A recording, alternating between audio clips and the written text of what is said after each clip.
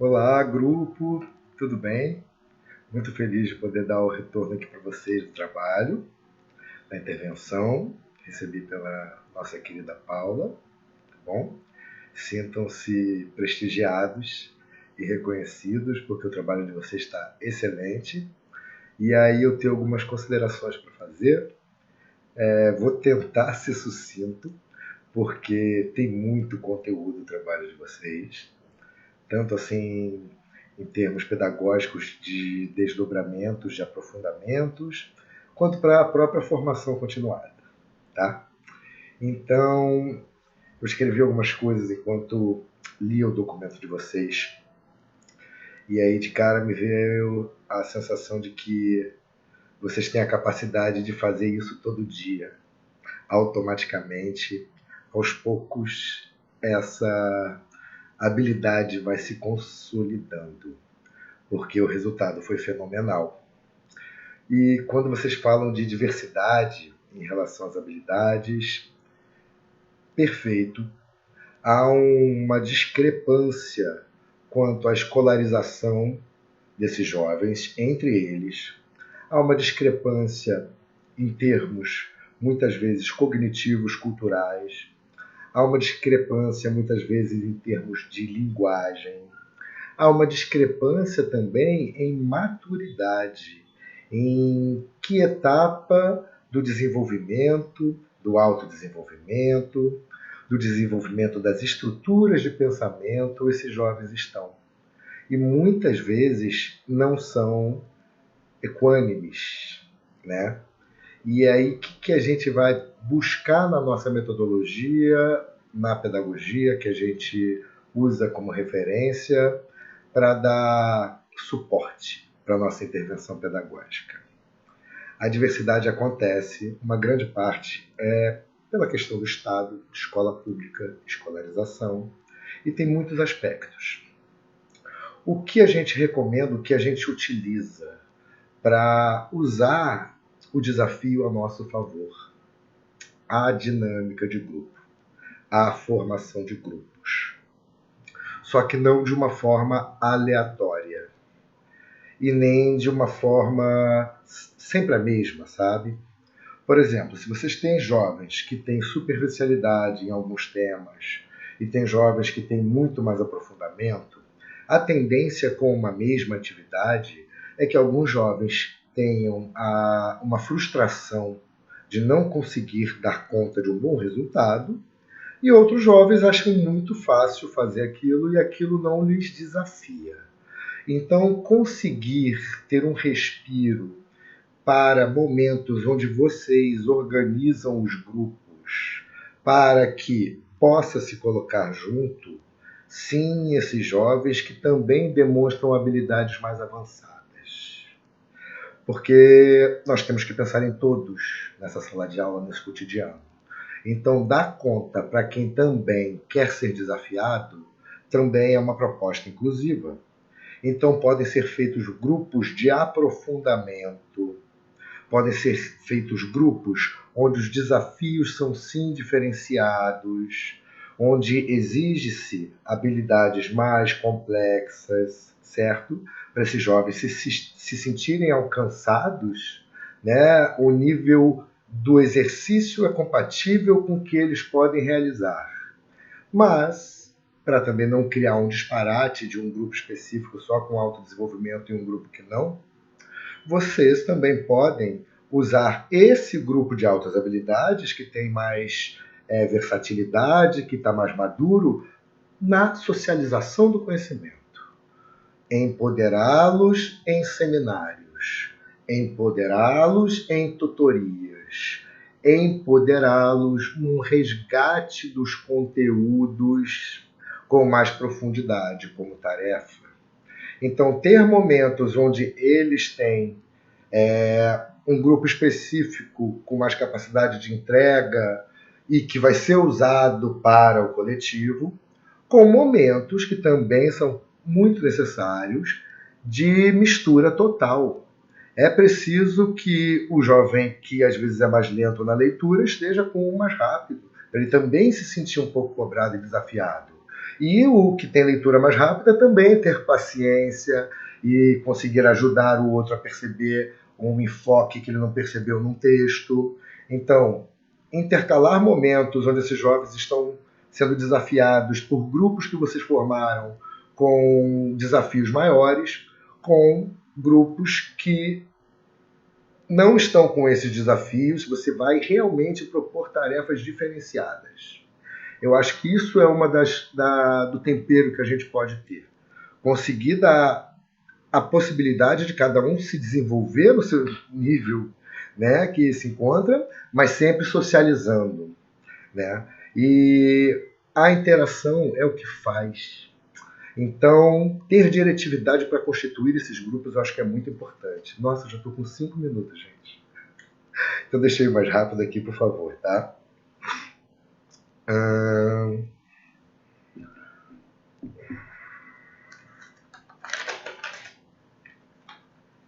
Uma coisa que eu gostei muito que vocês colocaram aqui é que vocês conseguiram fazer o diagnóstico de uma forma muito específica, simples e que as tarefas de vocês deram conta, sabe? Acho que isso é muito importante. Deixa eu pausar aqui rapidinho, gente. Pronto, voltando, é que eu me perco nas minhas anotações. Eu me achei. Eu achei muito interessante porque no começo, né, do trabalho eu já estava pensando na solução. É o vício, né? E quando vocês falam dessas atividades mais básicas escolares que precisam ser desenvolvidas, eu já estava pensando, né, em desafios e vocês conseguiram usar uma tarefa que tem alto engajamento, eles se inserirem, eles em um mundo do trabalho, eles numa entrevista, tendo que desenvolver essas habilidades.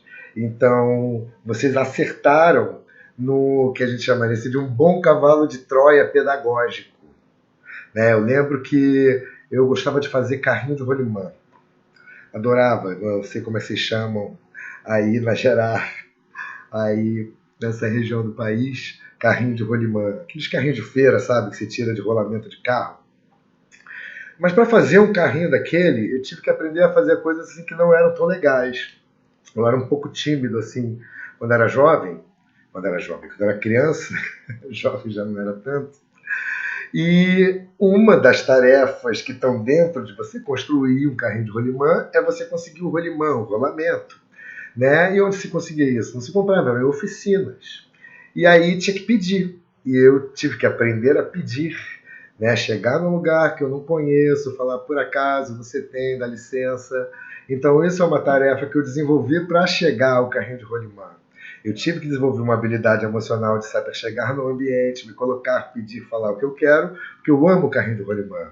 Então, quando vocês pegam tarefas que têm engajamento e colocam essas habilidades básicas como sendo um requisito para eles alcançarem, eles nem perceberam, né? Mas eles estão trabalhando muitas vezes conteúdos que seriam muito mais maçantes, que seriam muito mais penosos de se desenvolver, porque vocês colocaram uma atividade que é lúdica, que é de apresentação, que tem encenação dentro. Então eu achei fantástico também essa jogada de vocês, tá? E me vem também como a gente tem um histórico espiral nessa metodologia, nesse planejamento, né? Porque a diretividade é muito importante. Nós temos um plano de encontro, nós temos uma metodologia, nós temos, retomando, um eterno retorno, né? Um trilho do trem. Mas estamos sempre remodelando o chassi, o freio, o acelerador, o ar-condicionado desse trem, a estética desse trem, o que é servido desse trem.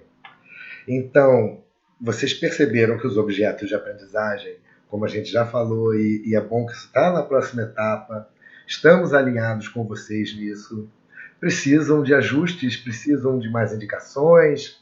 A gente vem falando também, só para retomar, que é para se usar os objetos de aprendizagem com especificidade, com contextualização, com pensamento crítico. E a mesma coisa com os planos de encontro.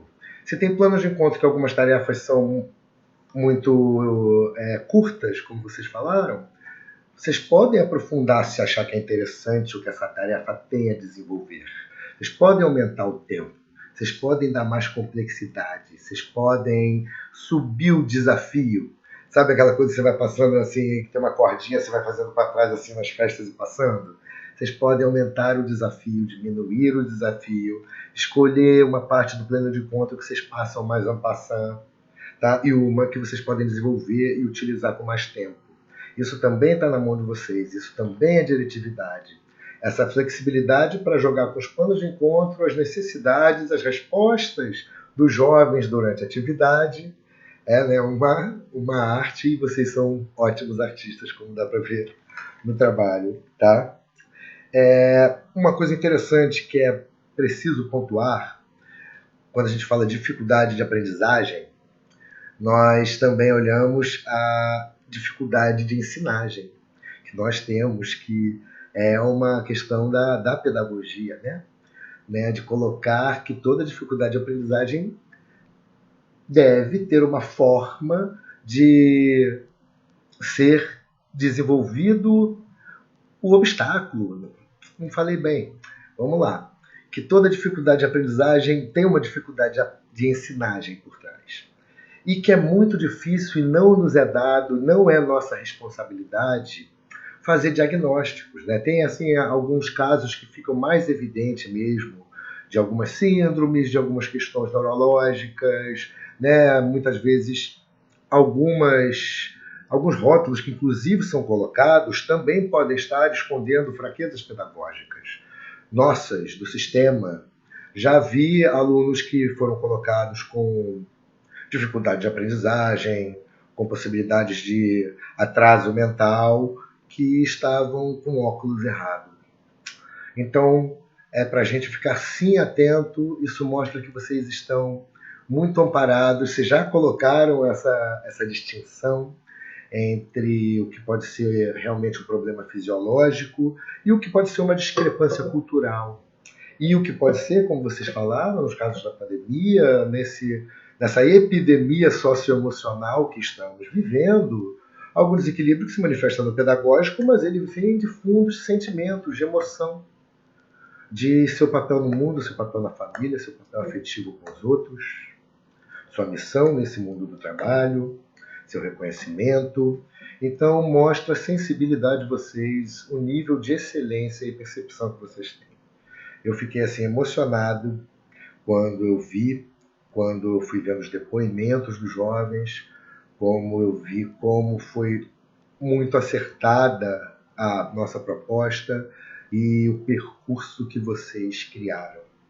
Eu fico assim muito contente, muito feliz de ver que vocês são tão bons, tão antenados, que com todas as dificuldades que a gente tem de tempo, de estabilidade financeira, emocional, vocês dão conta, nós conseguimos dar conta disso. Então eu teria mais coisas para falar para vocês. Tem uma aqui que eu não posso deixar passar, duas. Uma vem com relação a poder usar a estrutura dos institutos que vocês trabalham, quando houver psicólogo, psicopedagogo, algum médico, neurologista, e se não houver, também poder encaminhar para a rede de proteção social.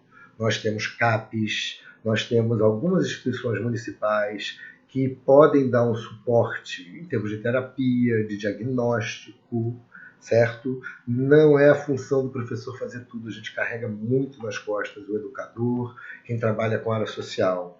Então a gente também tem que saber delegar, distribuir e encaminhar para outros profissionais, para outros setores.